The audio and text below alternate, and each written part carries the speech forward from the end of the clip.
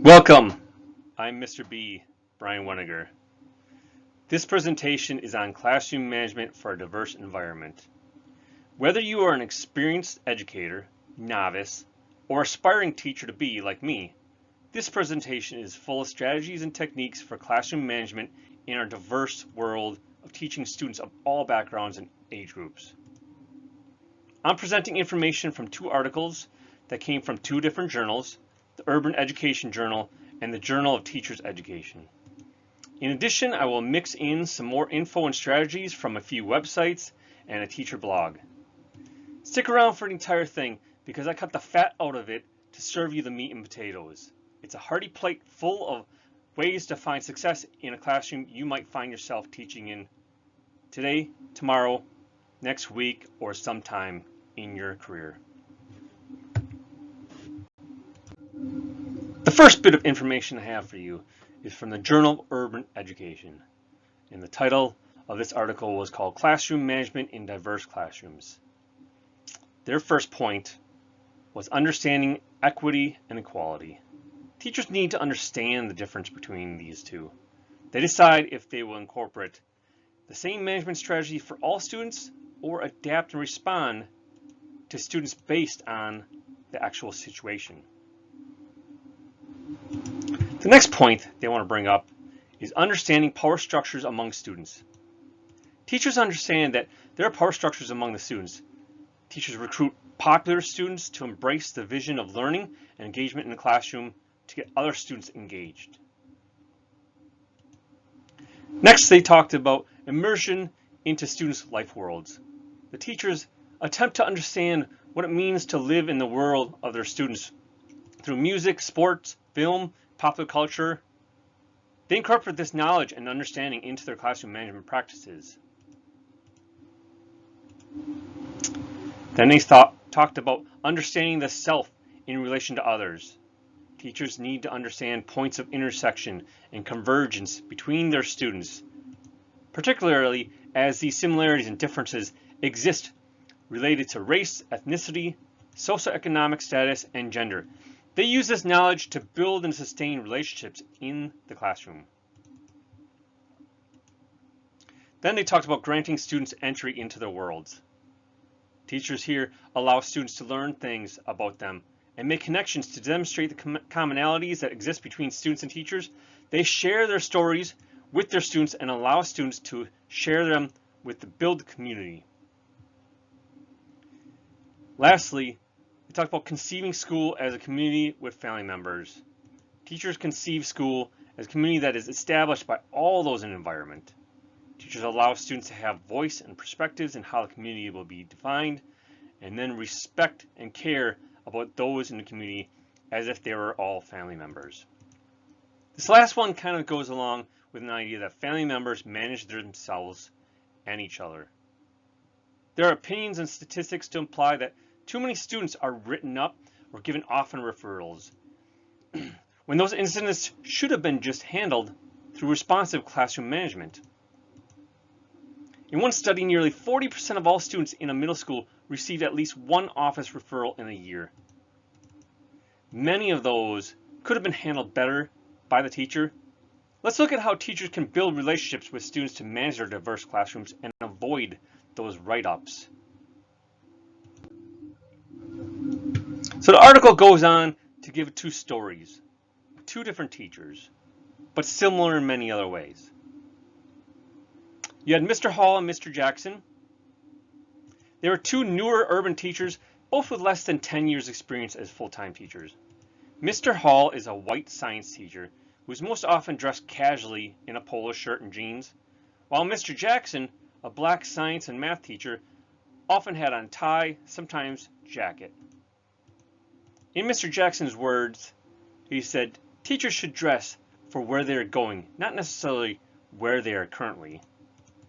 He wanted his students to envision life beyond their current situations. Mr. Jackson aspired to become a principal at some point, and he was dressing for where he was going, not necessarily where he was presently. The same idea permeated Mr. Jackson's social environment. He would tell the students that they needed to act like the doctors and lawyers that many of them aspired to become. In addition, while Mr. Jackson was always thinking about students' future, he immersed himself in the students' present world, and this immersion was evident in his success as a teacher and culturally responsive classroom manager. Going back to the first teacher though, Mr. Hall, a science teacher, when he wasn't teaching, he was often found still in his room working hard, prepping lessons and other activities.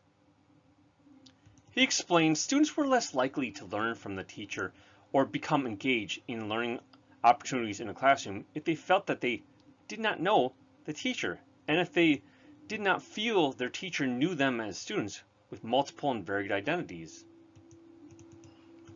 Mr. Hall shared stories of his life growing up and struggles he experienced to make a connection with the students. He sought out students outside of the classroom to connect and build relationships. One of his students, named John, played basketball. Mr. Hall went to a few of John's practices and sporting events.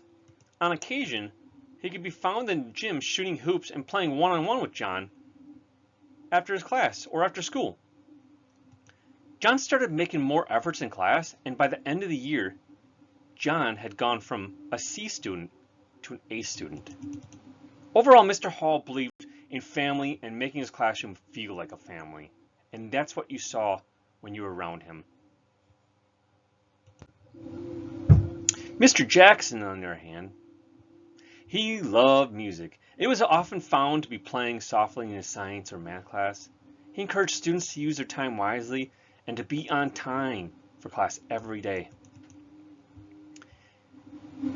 He figured if he could get the most popular students in the school to follow his lead, the rest would also.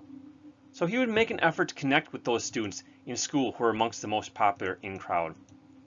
What does this mean though? Well, if you can remember one thing about him, let it be these straightforward steps of approach as he stated. I try to target the coolest. I try to target the toughest. I try to target the most popular students and I get them to understand and follow my vision. And once I get them, the rest of the class usually follows. So overall, once again, in his own words, his philosophy for successful classroom management is you have to get the people who have the most influence. The peer influence is very big in their world. So if you get the toughest kids, the strongest kids, the most powerful kids, get them to buy in, then you have got it for the rest of the entire class. So what you just told me is building relationships inside and outside the classroom gains students' trust and supports their learning environment, right? Well, there's a little more to it. Let's dig a little deeper, okay? Sometimes it starts even before you meet your students on the first day. A blog from a teacher, Michelle, had these ideas to pass along, and now I'm going to pass them along to you. Set up a classroom environment for collaboration for all students. It may be as simple as positioning desks or tables in groups. Let students learn to work together.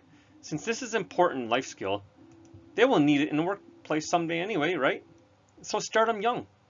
Get them on these ideas and these techniques so it's just something natural then for the rest of their life. In addition, routines and procedures are important to create structure for students to know what to expect and follow. Classroom management is more than just rules and discipline.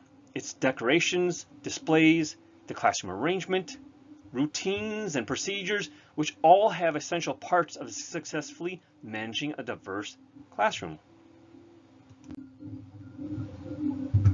A supporting website that I found on this topic gives a list of tips on how to connect with your diverse students. So let's go over these.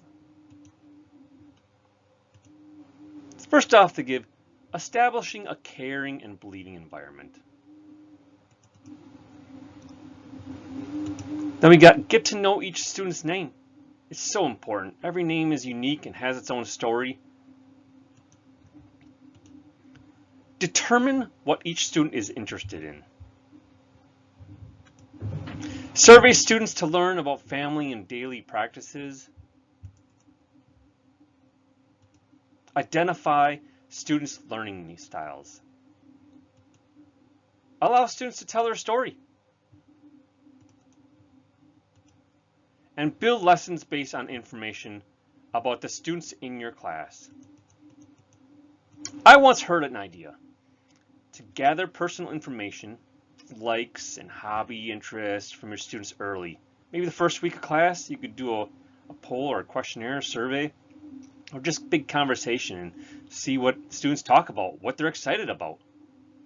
Then as the year progresses, mix in some of these into homework assignments or questions on your formative and summative assessments, maybe even to like a project, so that they're really excited about it. You'll see so much more engagement, and those classroom behavioral things are just gonna start vanishing, disappearing. It's gonna be amazing. Another journal that I found, the Journal of Teachers Education, had a titled article called Toward a Conception of Culturally Responsive Classroom Management. Once again, they had a lot of points of interest that I'm going to list out here. We're going to start out with recognition of one's own ethnocentrism. Through teacher preparation programs to help teachers learn about their own bias and self, teachers can then watch what they do more consciously that may affect students, even when they're not trying to affect them. Then you got knowledge of students' cultural backgrounds. Help sanction behavior and work to celebrate accomplishments, along with the rules of decorum, deference, and etiquette. You got understanding of the broader social, economic, and political context. Get to know the difference in race, social class, gender, language background, and sexual orientation, which are linked to power. Then we got ability and willingness to use culturally appropriate management strategies. Use this to reflect on the ways that classroom management practices promote or obstruct equal access to learning. Lastly, we got commitment to building caring classrooms.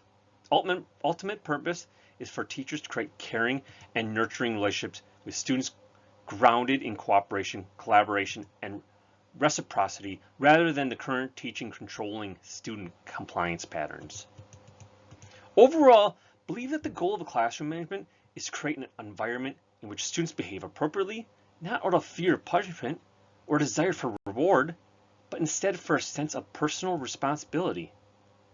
If they do this, they'll carry this into their lives outside the classroom and into the future workplace to become successful citizens in the community.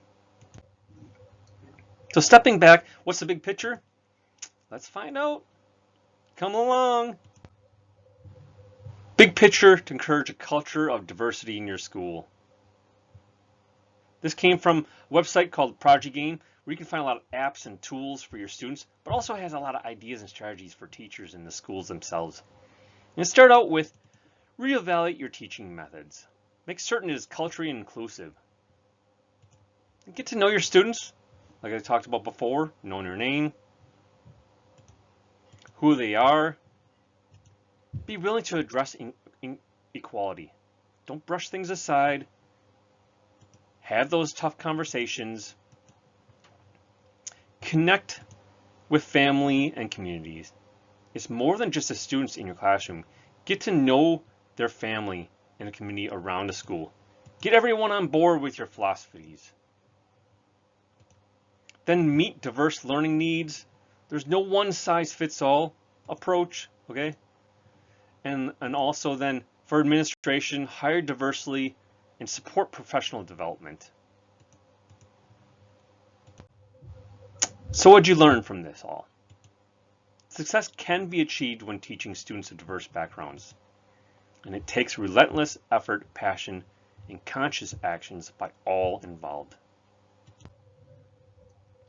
Thank you for taking this time to view my presentation on classroom management for diverse environment. I bet you heard or saw at least one thing that got you excited in this presentation, right? Talk about it with your peers and coworkers. Don't be afraid to take a risk and try it out in your classroom this week or sometime in the near future. Success in your diverse classroom can occur when you make the right choices, take a few steps, and make those value connections with your students. Remember, you got this, okay? You got this. Please like and subscribe my content to my page. If you like this kind of stuff, I'm also a big proponent of STEM. Love STEM. I have so much passion for STEM. But thank you so much for watching this. Have an awesome day.